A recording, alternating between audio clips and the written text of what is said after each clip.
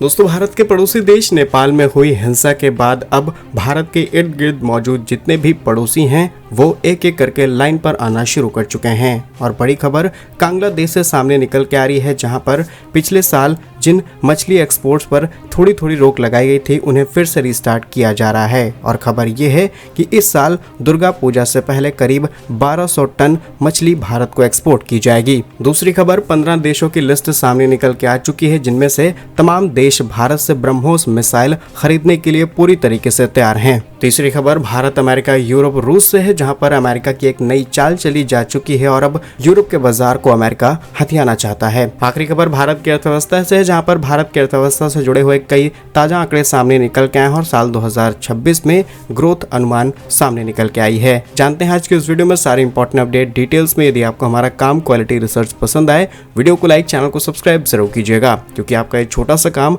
हमारी बड़ी मदद करता है। तो जैसा कि आप देख पा रहे होंगे, भारत के पड़ोसी देश में किस तरीके से सत्ता परिवर्तन हुआ है और सत्ता परिवर्तन के बाद आज देश के हालात सुधरने का नाम नहीं ले रहे, लेकिन फिर भी सिचुएशन पहले से ज्यादा सही हुई है और दो नए चेहरे भी सामने उभर कर आए हैं, जिसे कोई आगे चल के पूरी तरीके से नेपाल को संभालने वाला है।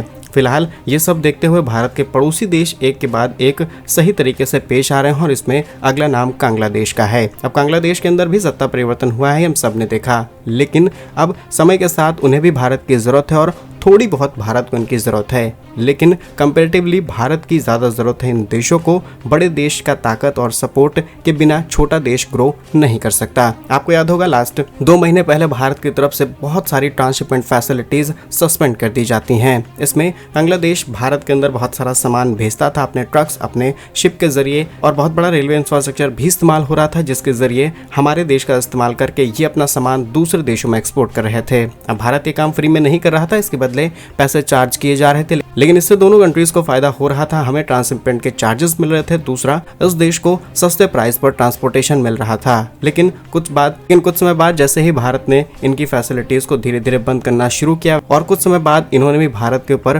कुछ छोटे मोटे रेस्ट्रिक्शंस लगाने चालू किए, जिसमें से एक था हिल्सा यानी इलीश मछली का एक्सपोर्ट। लेकिन अब खबर सामने निकल के आ रही है कि बांग्लादेश इस वर्ष की दुर्गा पूजा से पहले करीब 1200 टन हिल्सा मछली भारत को निर्यात करने की मंजूरी दे चुका है। यह पिछले साल के कोटे यानी 2420 टन से लगभग आधा है और यह फैसला दोनों देशों के बीच राजनीतिक स्तर पर तनातनी और बंगाल में त्योहारों के मौसम में बढ़ती मांग के बीच लिया गया। चलिए अब जानते हैं कि कोटा कितना था और भारत को माल कितना मिल रहा है। साल 2025 में बांग्लादेश की तरफ से भारत को 1200 टन हिल्सा फिश निर्यात का कोटा निर्धारित किया गया, जबकि साल 2024 में 2420 टन को मंजूरी दी गई थी और उसमें पहले लगभग 3000 टन प्रस्तावित कोटा था। मिनिमम वैल्यू $12.50 यानी लगभग 1520 रुपए प्रति किलोग्राम तय की गई थी। एक्सपोर्ट को व्यापार licence, tax paper, fish department की मंजूरी के साथ आवेदन भेजना है। जारी आदेश में स्पष्ट है कि एक्सपोर्ट ना तो कोटा ट्रांसफर ना सब कॉन्ट्रैक्ट कर सकते हैं। अगर सरकारें चाहें तो किसी भी स्तर पर सप्लाई रोक सकती हैं। हिल्सा मुख्य रूप से बंगाल में दुर्गा पूजा के मौसम में सबसे अधिक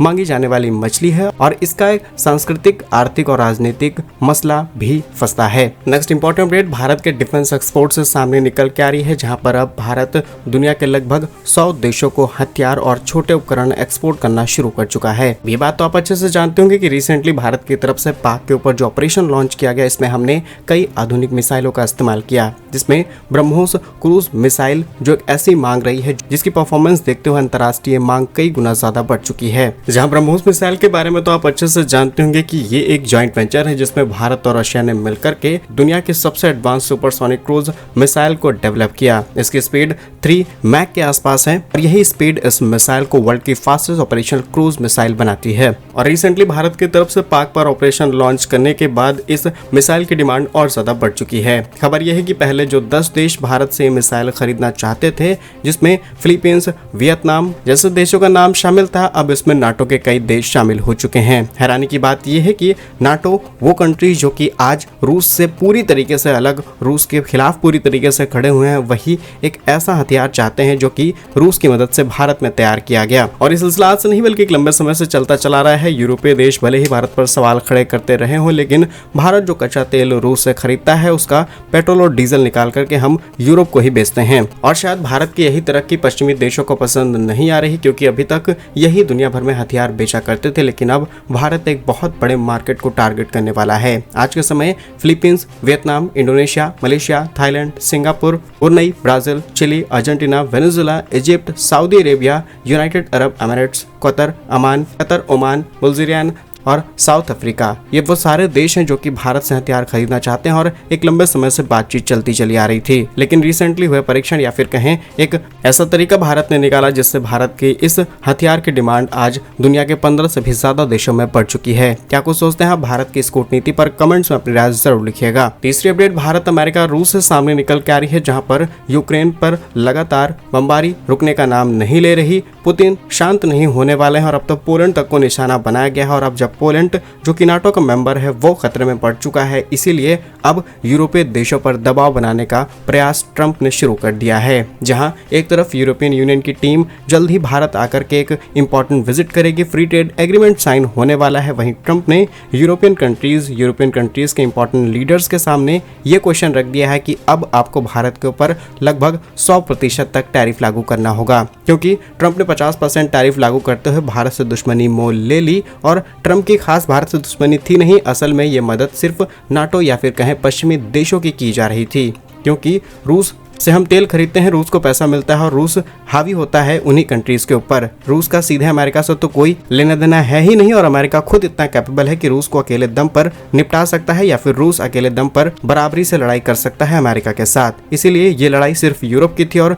यूरोप बीच से बच निकले। यूरोप भारत के साथ फ्री ट्रेड चाहते हैं, लेकिन अमेरिका भारत की दुश्मनी हो गई। साथ ही आपको बता दें कि ये बात जानकर के आप खुद हैरान हो जाएंगे कि 15,000 से भी ज्यादा प्रतिबंध लगाए जा चुके हैं रूस की तरफ से। पूरे अमेरिका ने, पूरे यूरोप ने लगा रखे हैं। इसके बावजूद भी रूस की इकोनॉमी पर कोई खास इम्पैक्ट नहीं पड़ रहा और रूस की अर्थव्यवस्था अब एक युद्ध अर्थव्यवस्था बन चुकी है, जिन्होंने इतने साल लगा करके इतने हथियार तैयार कर लिए हैं। और इनके मिनिस्टर्स, इनके सहयोगियों का कहना है कि हम अगले 10 से 20 सालों तक लगातार युद्ध में रह सकते हैं। अब आप अंदाजा लगा सकते हैं कि रूस के पास आज कितनी ताकत है। 15,000 से भी ज्यादा लगे प्रतिबंधों के बाद कोई खास असर नहीं पड़ रहा। नेक्स्ट इंपॉर्टेंट अपडेट भारत की अर्थव्यवस्था से सामने निकल के आ रही है, जहां पर फाइनेंशियल ईयर 2026 के कुछ आंकड़े सामने निकल के आए हैं। ये रिपोर्ट फिच की तरफ से जारी की गई है और अनुमान ये है कि इस साल भारत की ग्रोथ बढ़कर के 6.9% हो जाएगी। असल में ग्लोबल रेटिंग एजेंसी फिंच ने अपने लेटेस्ट ग्लोबल इकोनॉमिक आउटलुक में भारत की अर्थव्यवस्था को लेकर के पॉजिटिव अनुमान जताया है। रेटिंग